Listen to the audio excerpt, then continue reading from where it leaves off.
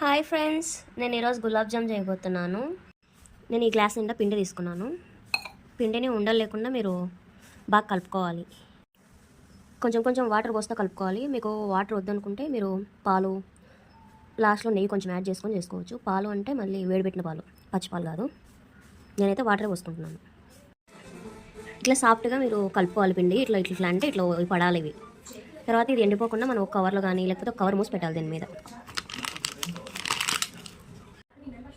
దీని నిండా మనం పిండి తీసుకున్నాం కదా, దీని నిండా చక్కెర వేసుకోవాలి. గ్లాస్ నీళ్ళు. ఇంకా ఇది కరిగేంత వరకు మనం గెలుక్కుంటూ ఉండాలి. యాలకులు దంచి వేసుకోండి. బాగా ఉడుకుతున్నప్పుడు మనం ఒక 5 minutes టైం పెట్టుకొని ఆఫ్ చేసుకోవాలి. పాకు అనేది గట్టి ఉండకుండా ఉండడానికి మనము నిమ్మకాయ ఒక 2 చుక్కలు పిండుకుంటాము.